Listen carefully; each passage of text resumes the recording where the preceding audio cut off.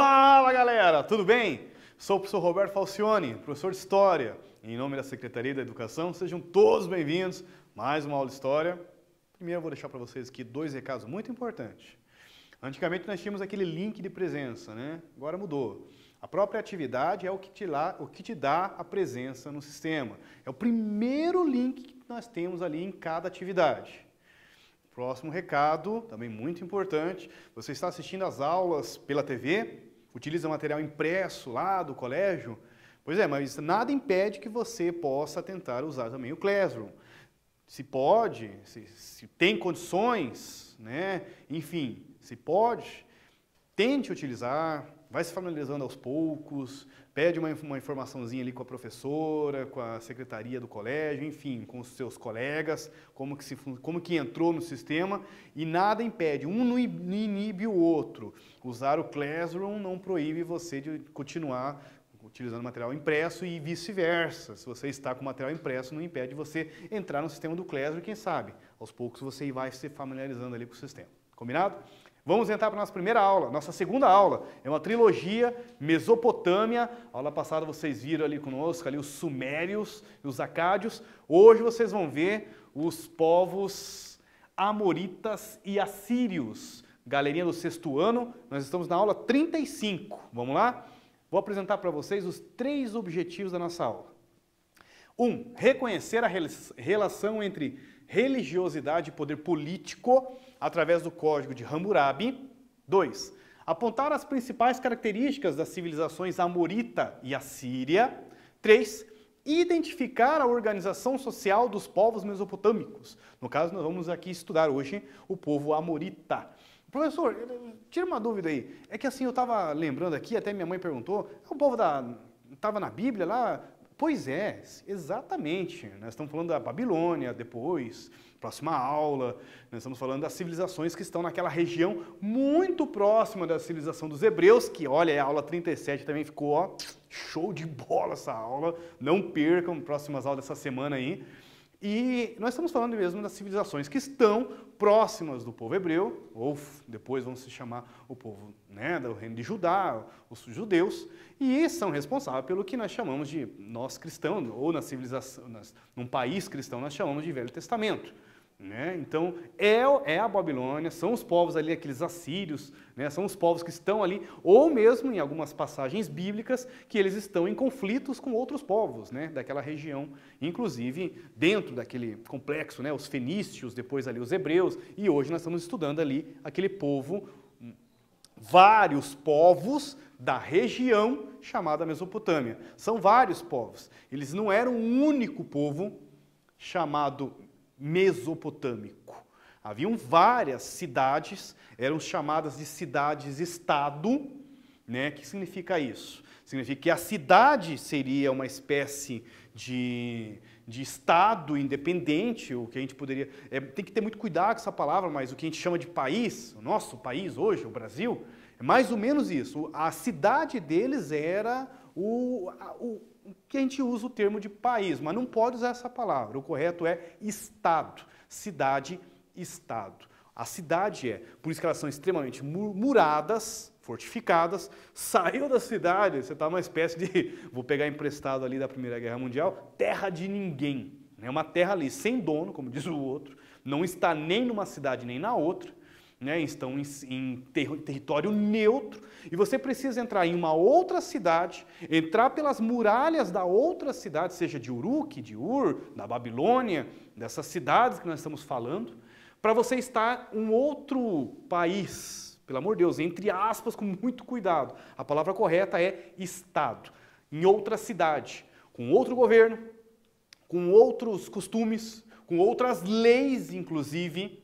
E algumas coisas nós podemos identificar desses povos que nós podemos chamar eles de povos da Mesopotâmia, por mais que não eram um. Em alguns momentos da história, eles chegaram a criar impérios.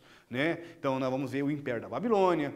Vocês viram na aula passada, os acádios chegaram a criar um período curto, mas houve o Império Acadiano.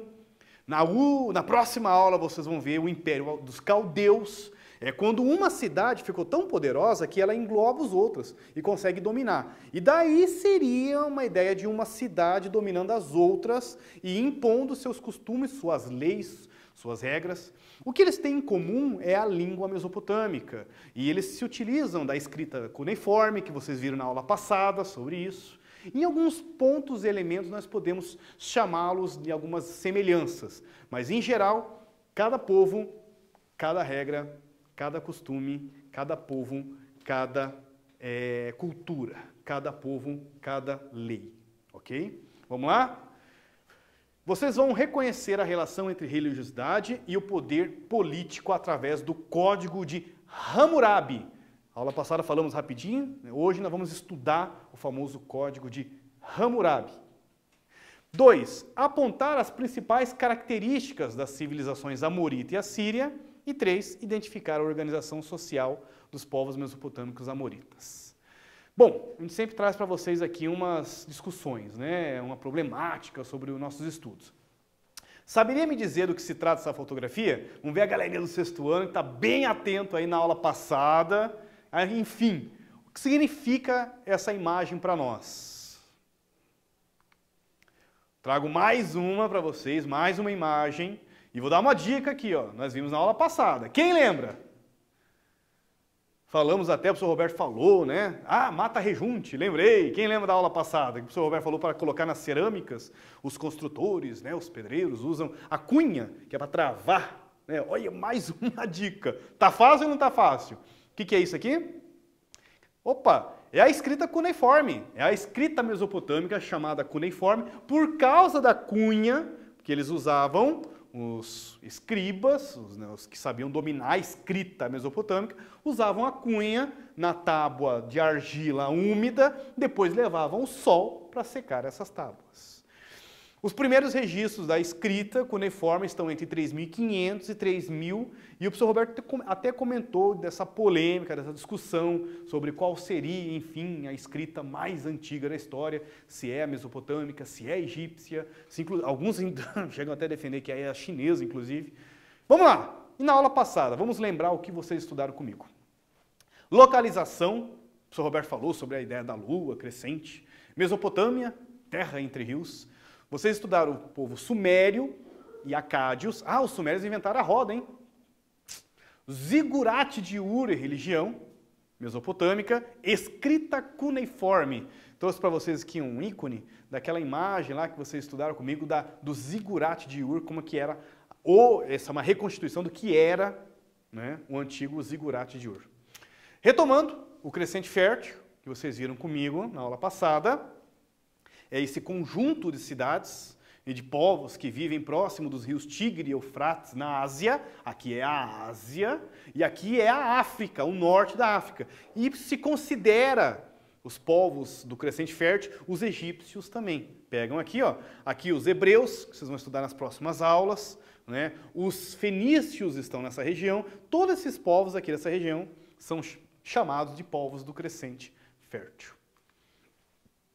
Retomando, na aula passada vocês viram os países que formariam o que hoje é a Mesopotâmia, e não por acaso, muito dos materiais que nós trazemos, né? Essa obra de arte, essa obra arqueológica, enfim, essa estátua está no Museu de Bagdá.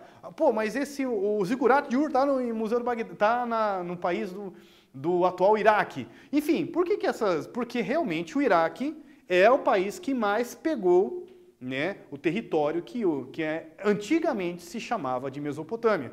Pega um pouquinho do país Kuwait, o país já é pequeno, né?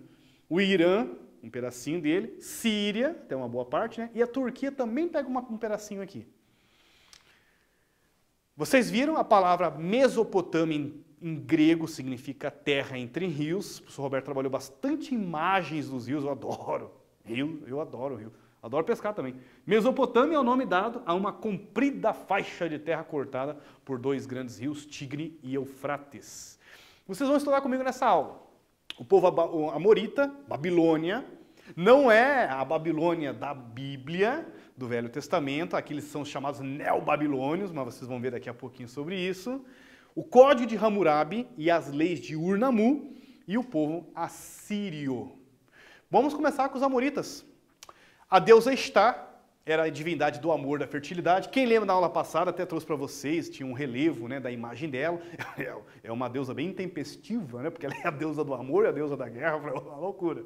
Pensem que deusa poderosa, né, que deusa poderosa para os mesopotâmicos. Para entrar na cidade da Babilônia, isso aqui é uma reconstituição, não é a verdadeira, óbvio, né, porque são civilizações que entravam em guerras um contra o outro, e em outros tem povos estrangeiros atacando, por exemplo, os persas, quando invadiram em 539 a Babilônia e libertaram os judeus, inclusive, chamado cativeiro da Babilônia. Vocês vão estudar isso comigo mais para frente. Então são povos que entram em guerras umas com a outra. Mas encontraram vestígios, ruínas, reconstituíram. Essa aqui não é a da famosa do Museu Berlim, na Alemanha. Essa aqui foi reconstituída lá no Iraque mesmo. Eu fiz questão de pegar essa porque ela está num complexo assim muito interessante. Do Museu Arqueológico do Iraque, é a deusa Ishtar, ou Ishtar, era a divindade do amor e da fertilidade e da guerra, hein? Aqui uma imagem. O portal da Ishtar estaria próximo dessa principal rua da cidade da Babilônia. Essa aqui é uma imagem atual, é uma fotografia atual. São ruínas que depois, com o tempo, né, o Iraque ou outras civilizações foram reconstruindo. Então existem muralhas da Babilônia sendo reconstruídas, que são pontos turísticos, faz parte do Museu Arqueológico da Babilônia. E o povo amorita, ele surge lá por 1900 a.C., é um povo mesopotâmico, ele era um povo semita, povo semita é um povo bíblico, a explicação bíblica está relacionada ao Sem, né, ao personagem bíblico Sem, mas a palavra semita também está relacionada à região onde eles estavam, próximo ali do Mar Morto, aí se usavam esse termo semita. Um povo semita vindo do deserto da Arábia se estabeleceram no centro-sul da Mesopotâmia e, à semelhança com os acádios, construíram também um poderoso império. Lembra que o Roberto comentou para vocês? Em geral, cada um fundava a sua cidade e ali a cidade era o país. Mas algumas civilizações conseguiram expandir, montam um exército, ficam muito poderosos e dominam outras cidades, né, criando impérios. Aí nós usamos o termo império. Os amoritas também criaram um império. A capital era a Babilônia, que abrangia quase toda a Mesopotâmia, chamado o Primeiro Império Babilônico. Olha, pensa que legal essa imagem. Eu fico imaginando assim, meu Deus, como eu gostaria muito de visitar esse lugar. É o Museu Arqueológico do Iraque, é as muralhas da cidade da Babilônia, claro que ela foi reconstruída em algumas partes, mas é aqui que era a cidade da Babilônia. Né? É uma foto desse ano, eu fiz questão de mostrar que é uma foto de janeiro de 2020 e, poxa vida, o Google Earth, né, me dá essas maravilhas aí, vale a pena, tá em casa, tem acesso, tá com a internet na frente, coloca o Google Mapa, coloca o modo satélite ali, dá para você se divertir com aquele bonequinho amarelinho, entrar nas pirâmides, dá para você entrar na cidade da Babilônia, como eu fiz aqui. Ruínas da cidade da Babilônia, Museu Arqueológico do Iraque, a foto é de 2018. E aí entra um cara muito importante aqui na nossa aula de hoje. O nome dele é Hammurabi, é um rei, né, amorita, o principal imperador babilônico. Ele é um dos que mais se destacaram dentro dos governos amoritas. E ele se ocupou pessoalmente da administração do seu império, chegou a coordenar construções de numerosos edifícios públicos, canais de irrigação e açudes, mas ele acabou entrando para a história também.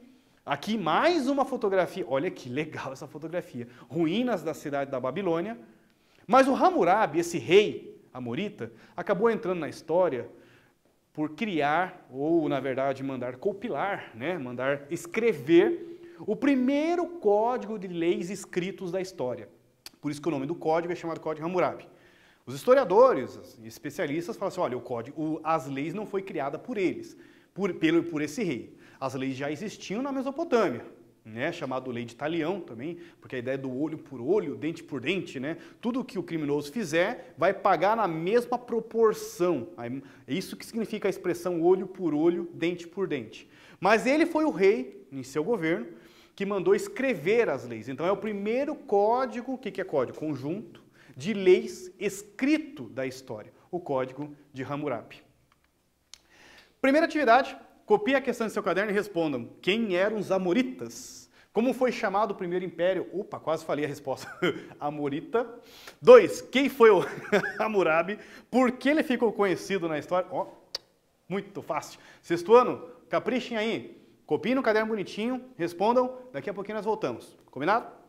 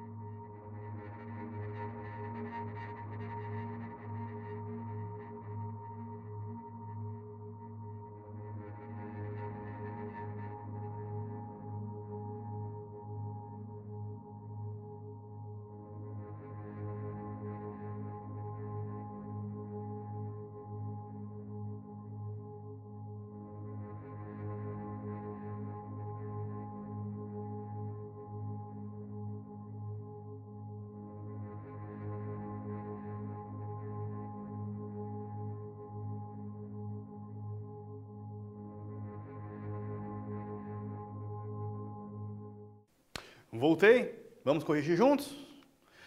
Um povo semita, vindo do deserto da Arábia, que se estabeleceram no centro-sul da Mesopotâmia.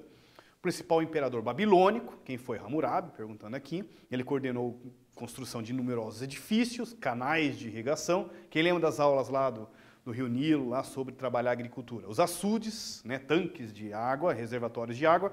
E sua obra mais célebre, porém, foi um código de leis, um conjunto de leis escrito, chamado Código de Hammurabi, baseado na lei de Talião, o olho por olho, dente por dente.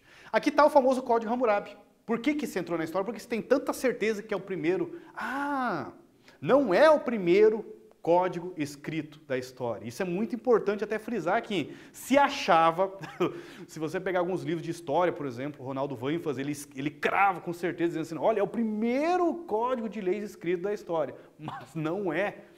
Alguns livros de história depois vão apresentar outro código e o professor Boulos vai apresentar, olha, não é o primeiro código da história, é o primeiro código escrito, e sim o Ur-Namur. Mas aqui eu vou trazer para você por que ficou tão famoso, acabou sendo o código mais famoso, por causa dessa estela, chamada Estela de Hammurabi, ou Código de Hammurabi. Aqui aparece o rei, ele de pé, recebendo as leis esse relevo aqui em cima da pedra, né? Recebendo as leis do deus Shamash. O deus Shamash está sentado, entregando as leis para o rei Hammurabi. É uma ideia de propaganda mesmo, de valorizar tanto o governo, como também de legitimar as leis e fortalecer elas, né? Dar uma ideia de temor. Olha, se você é contra as leis, você é contra Deus, porque as leis vieram dos deuses e passou direto para as mãos do rei. Então, se você é contra o rei, você é contra os deuses. Era uma ideia mesmo de legitimação de poder, uma estratégia de marketing. O Código de Hammurabi ele é de 1700 a.C. Ele está em 280 leis, escrito aqui em cuneiforme, né? Ele tem 280 artigos. Ele é o mais extenso, mais famoso, mais conhecido, mas não é o mais antigo. E é isso que eu venho trazer nessa aula para nós, a discussão. Não é o código mais antigo. O mais famoso, o mais antigo, pelo menos conhecido até hoje, é o Código de Ur-Nammu, que ele está entre 2111 a 2094 a.C., ou seja, com uma diferença de 300 anos antes de Cristo. E, professor, o que é esse Leis de Ur-Nammu? São duas tábuas de argila que se chegaram, pelo menos até nós, claro que não são elas, são fragmentos da lei, né? E conseguiram fazer a tradução e perceberam que o Código de Ur-Nammu trabalha com outra forma de ler as leis, né? O Ur-Nammu não trabalha com a ideia do olho por olho, dente por dente, né? Aquela, se você cometeu um crime, vai pagar com a mesma moeda, na mesma proporção. Na verdade, o Ur-Nammu trabalha com uma outra forma de punição, né? Ele previa as penas pecuniárias para quando eram considerados crimes leves. Ou seja, o que é a palavra pecuniária? É quando você paga com dinheiro. E é interessante porque até hoje nós temos esses tipos de multas, né, que são pagas para crimes considerados leves. Você paga a multa, por exemplo, infração de trânsito, você pode pagar uma multa ou uma outra situação através de uma multa de pagamento em dinheiro, chamada multa pecuniária. Já o Código de Hammurabi, ele tinha aquela ideia mesmo do olho por olho, dente por dente. Olha, tanto que a expressão olho por olho, dente por dente vem dela.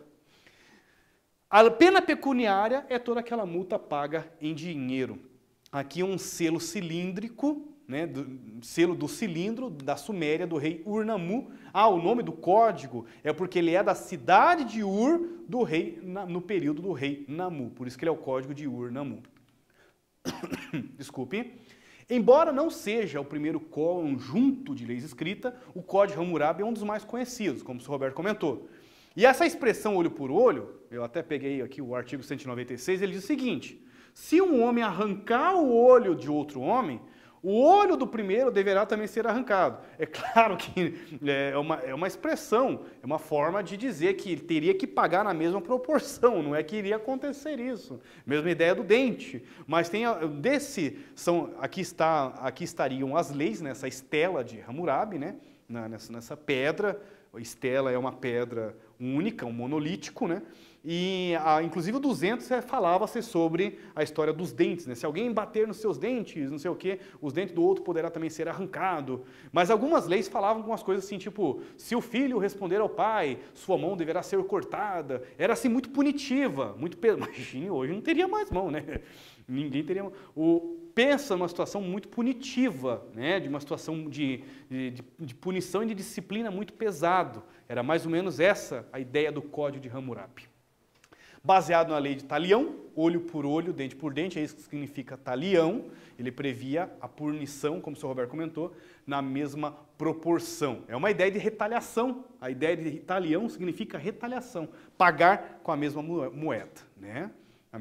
Uma vingança desmedida, né? Não seria uma vingança desmedida, mas proporcional, né, ao crime cometido pelo criminoso. Aqui está mais uma imagem do Código Hammurabi, do rei Hammurabi com o deus Shamash.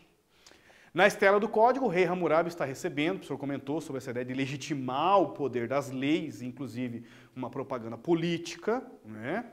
E eu vou trazer para vocês agora, poxa vida, um material que eu tive a oportunidade de fazer, uma música autoral.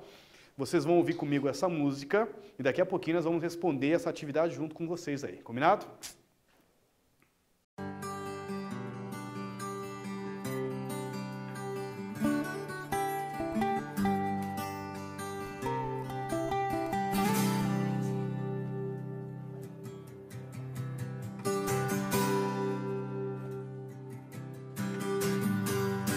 te contar uma história lá da antiga Mesopotâmia, de guerras e reis, de torres e leis.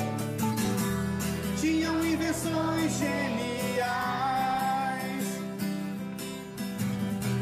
Roda aí a primeira escrita da história. Mas o que impressionava era o código Hammurabi. Olho por olho, dente por dente, essa frase assustava muita gente. Olho por olho, dente por dente, essa frase assustava muita gente.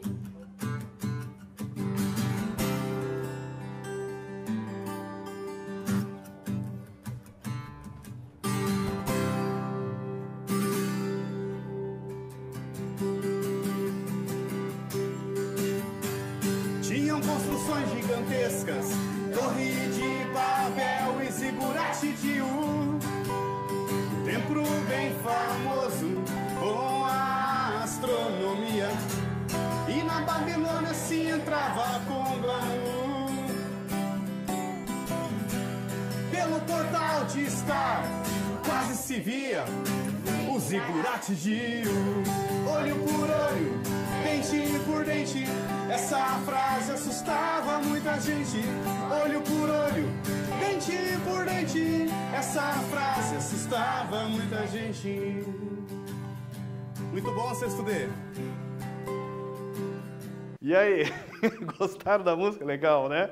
Eu vou trazer para vocês agora essa atividade. Agora vocês ouviram a música O Fantástico Mundo da Mesopotâmia. Copie essa questão em seu caderno e responda. Quais elementos estão na música e que fazem parte da nossa aula de hoje? Vocês vão ter uns minutinhos para responder aí. Daqui a pouquinho nós voltamos para corrigir, combinado?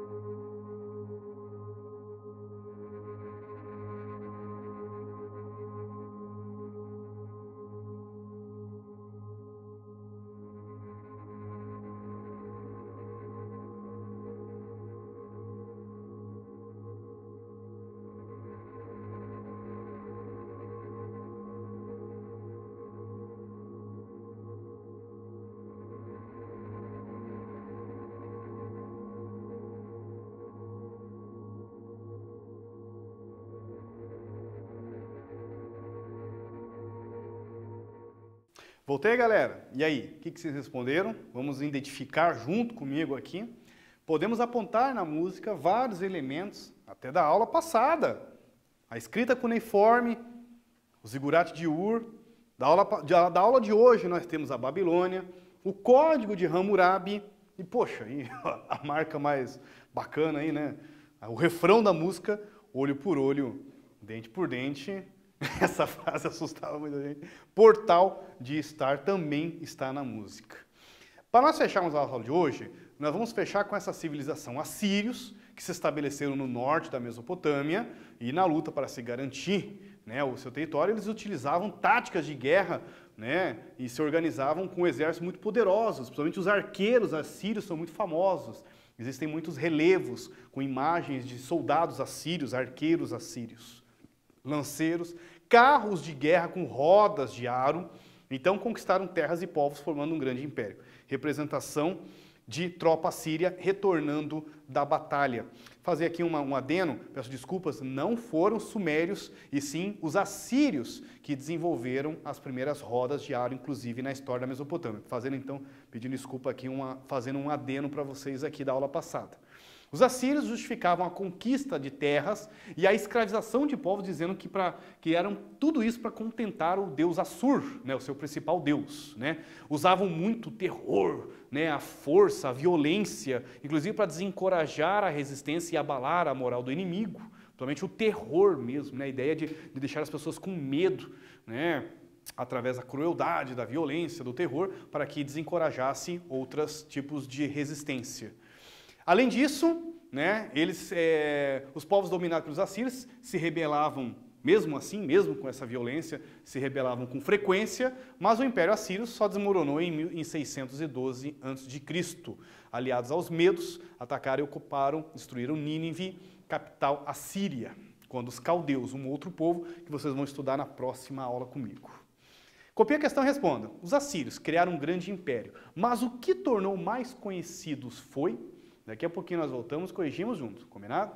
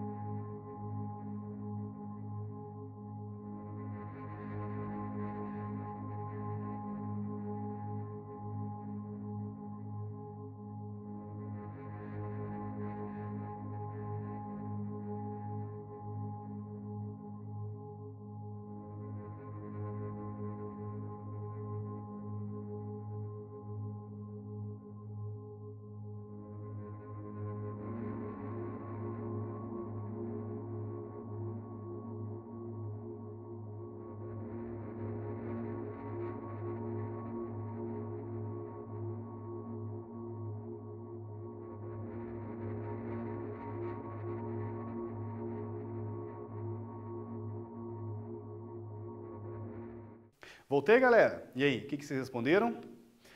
O que tornou os assírios mais conhecidos foi o uso do terror, né? Da violência contra os adversários, o uso da crueldade, que visava desencorajar a resistência e abalar o moral do inimigo.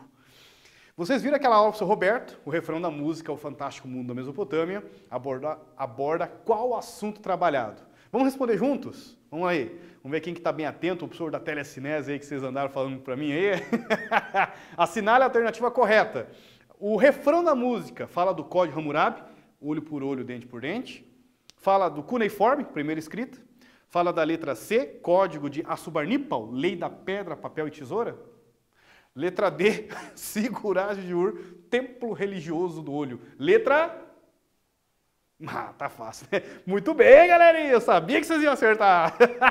Código Hammurabi, lei de Talião, olho por olho, dente por dente. Mais uma, aí é o Código Ur-Nammu, que nós falamos do rei Nammu, na cidade de Ur, que previa um tipo de pena diferente, que inclusive até hoje nós usamos esse modelo no nosso código de leis no sistema judiciário do Brasil. Essa lei se diferenciava da lei de Talião, era diferente do olho por olho, dente por dente, do Código Hammurabi. Letra A, desculpe, aqui é 2 pontos. A pena é Talião, multa paga com os olhos, era isso que o Código Hammurabi previa? Não, previa a pena consuetudinária?